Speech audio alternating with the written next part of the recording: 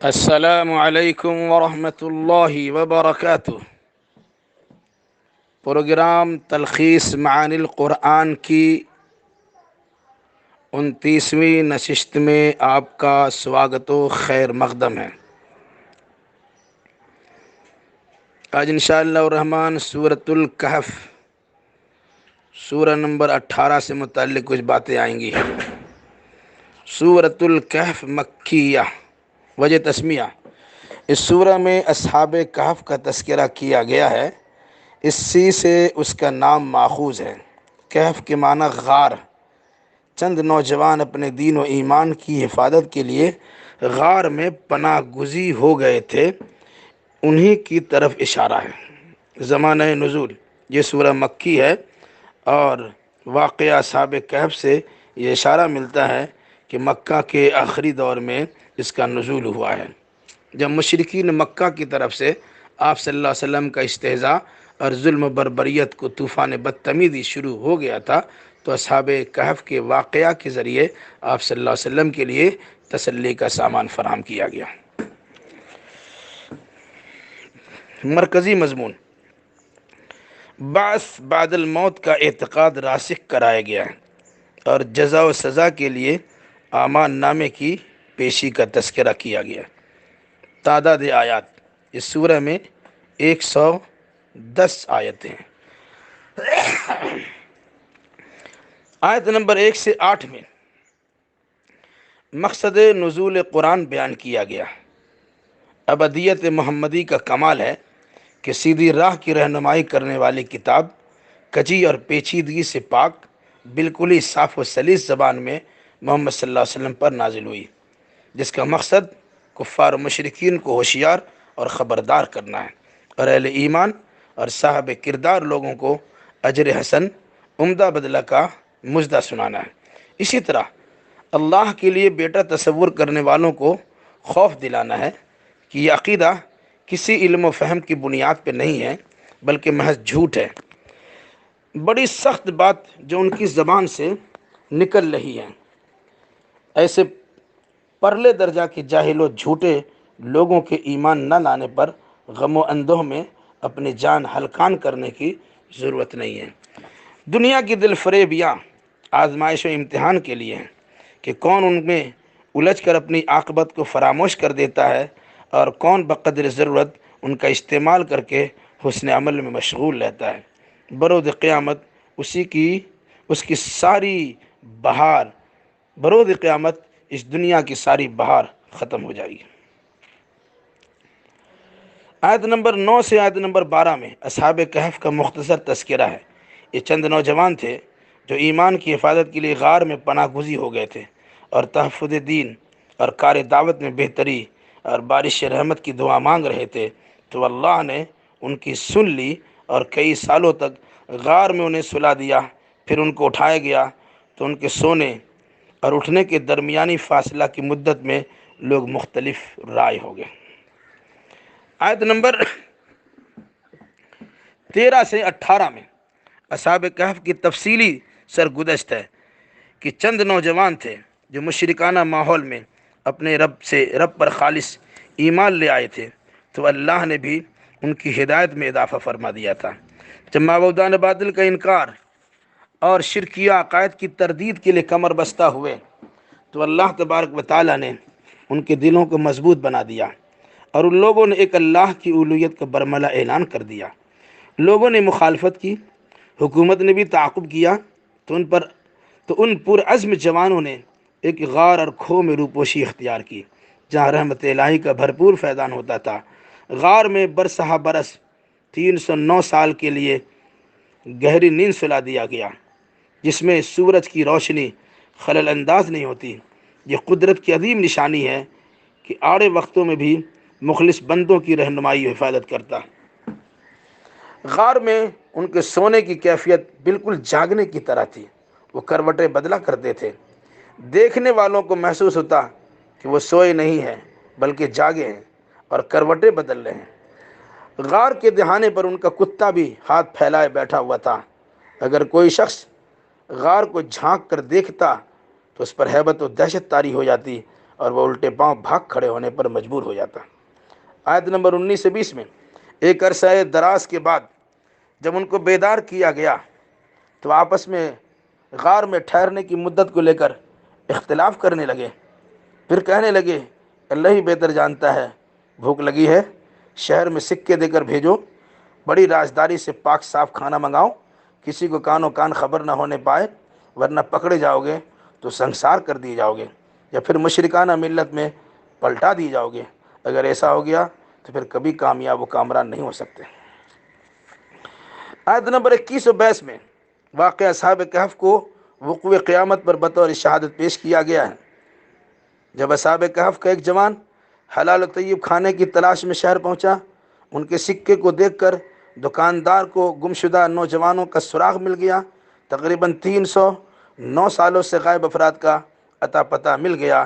یہ خبر شہر میں جنگل کی آگ کی لکڑی کی طرح پھیل گئی۔ پھر یہ لوگ اسی غار میں قیامت تک کے لیے سلا دیے گئے۔ ان کے بیدار ہونے کے زمانے میں عوام و حکومت کا عقیدہ و نظریہ بدل گیا تھا۔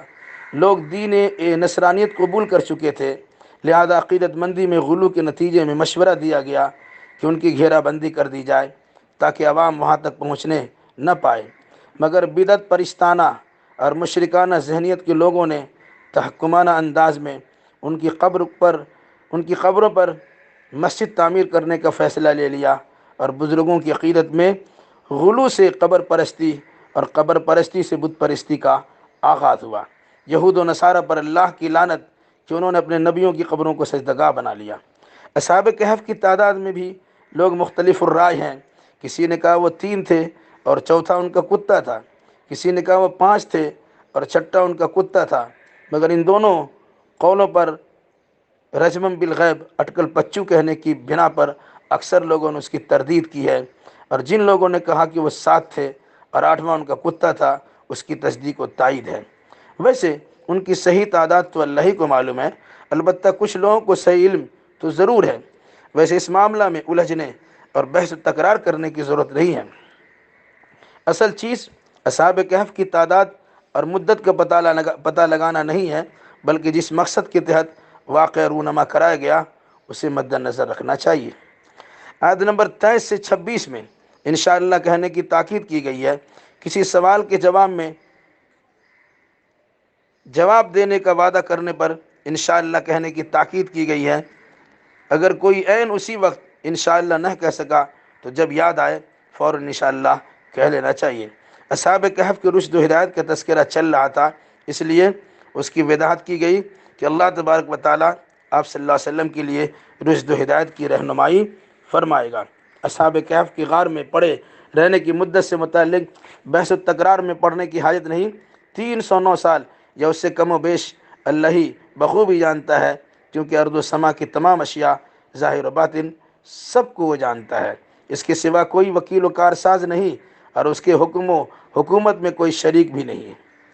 آیت نمبر 27 سے 31 میں آپ صلی اللہ علیہ وسلم کو وحی قرآنی کی تلاوت کرنے اور اس کی تبلیغ ارشاد کرنے کی تاکید کی گئی ہے۔ کلام الہی کو کوئی بدل نہیں سکتا، اس کے سوا کہیں جائے پناہ نہیں۔ بلا کم و کاشت نازل شدہ کتاب کی نشر و اشاعت کی تلقین کی گئی ہے، جس میں رد و بدل کی کوئی گنجائش نہیں۔ خواہشات نفسانی کی پیروی کرنے والے غافل انسانوں کی بات نہ مانی جائے، بلکہ جو لوگ صبح و شام رب ذوالجلال کی بندگی میں مصروف ہیں ان کے ہی ساتھ اپنے تعلقات استوار کیے جائیں۔ انسان کو آزادی دی گئی ہے کہ رب کے کلام برحق پر جو چاہے ایمان لائے اور جو چاہے کفر کرے، مگر یاد رکھا جائے کہ منکروں کے لیے آگ یعنی جہنم تیار ہے، جس کی قناتوں نے انہیں گھیر رکھا ہے۔ پیاس کی شدت میں تلچھٹ کی پیشکش ہوگی جس سے اس کا منہ جل جائے گا۔ بہت ہی بری جگہ ہے جہنم، البتہ ایمان و عمل صالح والے اجر و ثواب کے مستحق ہوں گے۔ سدا بہار جنتوں میں سونے کے کنگنوں سے آراستہ ہوں گے، باریک و دبیس ریشمی لباس زیب تن کریں گے، اور اونچی اونچی شاندار مسندوں پر براجمان اور جلوہ افروز ہوں گے۔ آیت نمبر 33 سے آیت نمبر 44 میں 2 ساتھیوں کی مثال بیان کی گئی ہے۔ ایک کے پاس انگور کے 2 باغات تھے، جن کے گرد کھجور کے درختوں کی قناتیں تھیں، اور درمیان میں غلہ جات کے لیے کھیتی بھی ہوتی تھی۔ صاحب باغ کو بڑا ناچ تھا، بڑا بول بولا کرتا تھا۔ اپنے باغ کے تعلق سے خوش فہمی میں مبتلا تھا کہ کبھی ختم ہونے والا نہیں ہے۔ وہ قیامت کبھی منکر تھا، کہا کرتا تھا اگر بفرض محال قیامت قائم بھی ہوئی تو اس سے کہیں زیادہ بہتر مقام مجھے میسر ہوگا۔ اس کا دوست اسے سمجھایا کرتا کہ اپنے خالق کے ساتھ کفر نہ کرو، اسی نے تمہیں مٹی کے قطرہ سے پیدا کیا ہے، اسی نے ہی تمہیں مکمل انسان بنایا ہے، تمہیں اس کا شکر گزار ہونا چاہیے۔ دوست نے توحید کا درس دیا اور اپنی جانب سے اللہ کی ربوبیت کا اقرار کرتے ہوئے شرک سے انکار کر دیا، اور نعمت کی قدر دانی اور نظر بد سے محفوظ رہنے کے لیے ماشاء اللہ لا قوت الا باللہ پڑھنے کی تاکید کی، اور کہا گرچہ میں تمہیں مال و دولت میں کم دکھتا ہوں مگر مجھے امید ہے کہ میرا رب مجھے تیرے باغ سے عمدہ باغ عطا کرے گا، تیرے باغ کو کسی آفت سماوی کے ذریعے تباہ کر کے چٹیل میدان بنا دے گا، یا نہر کا پانی زمین کے اندر چلا جائے جو تمہارے باغ کی ویرانی کا سبب بن جائے۔ بالآخر ایسا ہی ہوا، اور ناگہانی آفت کے لپیٹ میں آ گئے۔ اس آفت سے بچانے کے لیے کوئی اس کا ہمدرد سامنے نہیں آیا، اور وہ کف افسوس ملتا رہ گیا اور کہنے لگا کاش میں اپنے رب کے ساتھ کسی کو شریک نہ کیا ہوتا، کیونکہ سارا اختیار تو اللہ برحق کے پاس ہی ہے۔ آیت نمبر 45 سے آیت نمبر 49 میں دنیاوی زندگی کو عارضی بہار سے تشبیہ دی گئی ہے۔ بارش کے قطرات سے زمین میں رویدگی کی صفت پیدا ہوتی ہے اور کھیت بارونق ہو جاتی ہے، مگر اس کی رونق دائمی نہیں بلکہ عارضی ہوتی ہے۔ غلہ تیار ہوتا ہے، کھیت کٹ جاتی ہے اور اس کی رونق خاک میں مل جاتی ہے۔ مال و اولاد چند روزہ زندگی کے بہار ہے، باقی رہنے والی چیز اچھے اعمال ہے۔ جب قیامت قائم ہوگی سارے افراد جمع کیے جائیں گے، مجرم لوگ سہمے ہوئے سر جھکائے ہوئے ہوں گے، ہر ایک کے ہاتھ میں نام اعمال ہوگا جس میں زندگی بھر کا عملی ریکارڈ تحریر ہوگا، اسی روشنی میں جنتی و جہنمی کا فیصلہ ہوگا۔ آیت نمبر 50 سے آیت نمبر 53 میں آدم علیہ السلام، ابلیس اور فرشتوں کے مختصر سرگزشت سنا کر شیطان کو دوست بنانے سے منع کیا گیا ہے۔ مشرکین شیطان کو نظام کائنات میں دخیل سمجھ کر اپنا دوست و کارساز بنا بیٹھے تھے۔ ان کی عقیدہ و نظریہ کی تردید کی گئی ہے۔ برود قیامت مشرکوں سے کہا جائے گا بلاؤ اپنے شرکاء کو، مشرکین ان کو آواز دیں گے لیکن کوئی سنوائی نہیں ہوگی۔ ان کے درمیان ہلاکت کا گڑھا ہوگا جس میں داخل ہونے کے بعد ان کو یقین ہوگا یہاں سے بچ نکلنے کی کوئی صورت نہیں ہے۔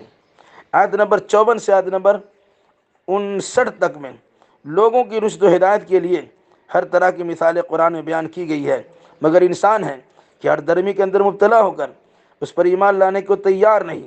ایسے لوگ در حقیقت عذاب کے منتظر ہیں۔ ہر دور میں انبیاء اور رسول کے ساتھ باطل پرستوں کا مجادلہ رہا ہے، وہ حق کو دبانے کی بھرپور کوشش کرتے رہے ہیں۔ مذاق اڑانا تو ان کا شیوہ ہے، حالانکہ وہ بہت بڑا ظالم ہے جسے آیات قرآنی کے ذریعے نصیحت کی گئی ہو اور اس نے اس سے اعراض کیا ہو اور اپنے کرتوت بد کو بھول بیٹھے ہوں۔ ایسے لوگوں کے دلوں پر مہر لگ گئی ہے اور ان کے کان میں ڈانٹ ڈال دیا گیا ہے، گویا سننے اور سمجھنے کی صلاحیت سے محروم ہیں، یہ ایمان نہیں لا سکتے۔ حالانکہ اللہ تعالیٰ غفور و رحیم ہے، بندوں کی غلطیوں پر فوراً گرفت نہیں کرتا بلکہ سدھرنے کی مہلت فراہم کرتا ہے، لیکن جب مہلت کی مدت ختم ہو جاتی ہے تو ان پر عذاب کا نزول ہوتا ہے۔ بہت ساری بستیوں کے ساتھ ایسا برتاؤ کیا جا چکا ہے۔ آیت نمبر 60 سے 82 میں موسیٰ و خضر کی ایک اہم ملاقات کی رودات سنائی گئی ہے۔ ایک مرتبہ موسیٰ علیہ السلام اپنے شاگرد رشید یوشع بن نون کے ساتھ خضر کی تلاش میں نکلے۔ اللہ نے توسے سفر کے طور پر مچھلی ساتھ لے جانے کی تاکید کی تھی اور مچھلی کے غائب ہونے کی جگہ ہی کو مقام ملاقات قرار دیا تھا۔ جب یہ دونوں مجمع البحران، دو دریا کے ملنے کی جگہ پر پہنچے تو موسیٰ علیہ السلام اشتراط فرمانے لگے، آرام کرنے لگے۔ دری اثنا مچھلی زندہ ہو کر دریا میں سرنگ بناتی ہوئی چلی گئی۔ شاگرد نے ادب کا خیال کرتے ہوئے موسیٰ علیہ السلام کو بیدار نہیں کیا۔ جب آپ بیدار ہوئے اور پھر سے سفر شروع کیا، ابھی کچھ ہی دور تشریف لے گئے تھے کہ آپ کو تھکان محسوس ہوئی، کھانے کا مطالبہ کیا۔ تب یوشع نے بتایا شیطان کے بھلانے سے میں آپ کو بتا نہیں سکا، جہاں آپ نے آرام فرمایا تھا وہی مچھلی سرنگ بناتی ہوئی نکل گئی۔ موسیٰ علیہ السلام نے فرمایا وہی جگہ منزل مقصود ہے۔ پھر دونوں واپس ہوئے تو مجمع البحرین کے پاس خضر سے ملاقات ہوئی، جنہیں اللہ تبارک و تعالیٰ نے رحمت اور علم کی دولت سے مالا مال کیا تھا۔ موسیٰ نے کہا آپ کی صحبت میں رہ کر اکتساب فیض کرنا چاہتا ہوں۔ خضر نے کہا کچھ کام آپ کے علم کے خلاف ہونے کے نتیجے میں آپ صبر نہیں کر سکیں گے۔ موسیٰ نے فرمایا آپ مجھے صابر پائیں گے انشاءاللہ۔ خضر نے کہا ایک شرط پر میرے ساتھ رہ سکتے ہو، میرے کسی عمل پر آپ اعتراض نہیں کریں گے۔ جب دونوں آگے بڑھے تو ایک کشتی کے ذریعے دریا عبور کرنے لگے۔ خضر نے کشتی کے کنارے میں شگاف کر دیا، موسیٰ سے رہا نہیں گیا، اعتراض کر دیا۔ کشتی میں شگاف ڈالنا اچھی بات رہی؟ خضر نے وعدہ یاد دلایا تو موسیٰ علیہ السلام نے غلطی کا اعتراف کیا۔ دونوں آگے بڑھے۔ خضر نے ایک بچہ کو قتل کر دیا تو موسیٰ علیہ السلام بے برداشت ہو کر کہنے لگے ناحق کسی بچے کو قتل کرنا ٹھیک نہیں ہے۔ خضر نے وعدہ یاد دلایا۔ موسیٰ علیہ السلام نے فرمایا غلطی ہو گئی، آئندہ ایسا نہیں ہوگا، اگر ایسا ہوا تو اپنی صحبت سے نکال دیجیے گا۔ آگے بڑھے تو ایک گرتی ہوئی دیوار کو درست کر دیا۔ موسیٰ علیہ السلام نے کہا جس قوم نے ہماری ضیافت نہیں کی آپ نے بلا اجرت اس کی دیوار کھڑی کر دی، اجرت کا سوال کرتے تو اچھا ہوتا۔ خضر نے فرمایا بس بس، ہمارے آپ کے درمیان جدائی، اچھا میں ان کے اسباب و علل بتا ہی دیتا ہوں جن پر آپ صبر نہیں کر سکے۔ کشتی غریبوں کی تھی اور بادشاہ وقت کی نیت خراب ہے، وہ اچھی کشتی کو غصب کر لیتا ہے، اچھی کشتی کو غصب کرنا چاہتا ہے۔ میں نے عیب دار اس لیے بنا دیا کہ بادشاہ کثر شان سمجھتے ہوئے اسے چھوڑ دے۔ مقتول بچہ کے والدین خالص مومن ہیں، اس بچہ کی وجہ سے ان کے فتنہ میں مبتلا ہونے کا یقین تھا۔ اس کا قتل اس لیے ہوا کہ اللہ ان کو اس سے بہتر لڑکا عطا کرنے والا ہے۔ درستی دیوار کی وجہ یہ ہے کہ اس دیوار کے نیچے دو یتیم بچوں کی خزانے پوشیدہ ہے۔ دیوار گر جانے سے ان کے لٹ جانے کا خطرہ تھا، اس لیے اسے سیدھا کر دیا گیا تاکہ ان دونوں یتیم بچوں کے سن شعور کو پہنچنے تک ان کے خزانے محفوظ رہ سکے۔ یہ سارے کارنامے میں نے اپنے اختیارات سے نہیں کیے بلکہ رب کی نوازش رحمت سے انجام پذیر ہوئے جن باتوں پر آپ صبر نہیں کر سکے۔ آیت نمبر 83 سے آیت نمبر 98 میں ذوالقرنین سائر سخرس نامی عالمگیر فاتح کی عظیم الشان فتوحات کا تذکرہ ہے جنہوں نے مشرق و مغرب کو فتح کر لیا، جنہیں اللہ نے بڑی حکومت اور زبردست اقتدار عطا فرمایا تھا، ہر قسم کے وسائل و اسباب مہیا کیے تھے۔ مغرب کی جانب ملک پر ملک فتح کرتے ہوئے خشکی کی آخری حد تک پہنچ گئے۔ ایسا محسوس ہونے لگا کہ سورج جھیل نما سمندر میں ڈوب رہا ہے۔ وہ ایک فسادی قوم سے ملاقات ہوئی جنہیں عذاب دینے یا چھوڑنے کا اختیار ان کو دیا گیا تھا۔ ذوالقرنین نے ظالموں کو سزا دینے اور مومنوں کے ساتھ اچھا برتاؤ کرنے کا اعلان فرما دیا۔ پھر ان کا سفر مشرق کی جانب شروع ہوا۔ مشرقی آبادیوں کو عبور کرتے ہوئے ایسے مقام پر پہنچ گئے جہاں لوگوں کو سر چھپانے کی جگہ نہیں تھی۔ لوگ صحرا میں خانہ بدوشی کی زندگی بسر کر رہے تھے۔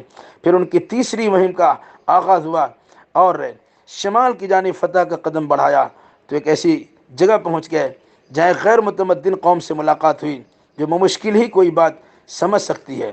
انہوں نے اشارہ و کنایہ میں کسی طرح ذوالقرنین کو مطلع کیا کہ یاجوج ماجوج کی تباہ کاری سے ہم پریشان ہیں، آپ ہمارے اور ان کے درمیان ایک دیوار حائل فرما دیجیے۔ تو انہوں نے پہاڑی دروں کو پگھلے ہوئے لوہے اور تانبے سے پاڑ دیا جن پر یاجوج ماجوج چڑھ نہیں سکتے اور نہ ہی نقب زنی کر سکتے ہیں۔ البتہ جب اللہ کی مشیت ہوگی تو وہ دیوار ٹوٹ پھوٹ کی شکار ہو جائے گی، اور پھر ان تمام مہموں کے سر کرنے پر ذوالقرنین نے اللہ تبارک و تعالیٰ کا شکر بجا لایا، اس کا تذکرہ ہے۔ آیت نمبر 99 سے آیت نمبر 101 میں قیامت کی ہولناکی کا تذکرہ ہے۔ لوگ بروز قیامت امڑتے ہوئے سیلاب کی طرح نکلیں گے اور ایک دوسرے سے بری طرح ٹکرائیں گے، پھر وہ جہنم میں داخل کیے جائیں گے۔ آیت نمبر 102 سے آیت نمبر 106 میں ابدی و ازلی حرمان، نصیبی و ناکامی سے دوچار ہونے والے افراد کا تذکرہ ہے جو اللہ کو چھوڑ کر اللہ کے بندوں سے رشتہ جوڑنے کا دعویٰ کرتے ہیں، جن کی ساری تگادو محض دنیاوی زندگی کے لیے ہوتی ہے۔ یہ اللہ کی آیتوں کے ساتھ کفر اور قیامت میں اللہ کی ملاقات کا انکار کرتے ہیں، پھر بھی اپنے اعمال کو صحیح و درست باور کرتے ہیں۔ ان کے اعمال کا وزن نہیں ہوگا۔ ایسے لوگوں کی اعمال اکارت و برباد ہو جائیں گے۔ آیات الہی اور رسول ربانی کے استہزاء مذاق اڑانے کی سزا ان کو بھگتنا ہی پڑے گا۔ آیت نمبر 107 سے آیت نمبر 108 میں زیور علم سے آراستہ اور عمل صالح سے پیراستہ خوش نصیبوں کے لیے جنت الفردوس میں داخلے کی بشارت و خوشخبری ہے جہاں ہمیشہ ہمیشہ رہنے کی ضمانت ہے۔ آیت نمبر 109 میں علم و حکمت پر مشتمل اللہ کی باتیں بے انتہا ہے، کبھی ختم ہونے والی نہیں ہے۔ اگر روئے زمین کے سارے سمندر روشنائی بن جائے اور سارے درخت قلم قلم ٹوٹ جائیں گے، روشنائی ختم ہو جائے گی، مگر اللہ کے عجائب و کمالات کی باتیں ختم نہیں ہوں گی۔ آیت نمبر 110 میں رسول اکرم صلی اللہ علیہ وسلم کی بشریت کا اعلان ہے۔ نزول وحی کے نزول وحی کی وجہ سے آپ افضل البشر ہیں۔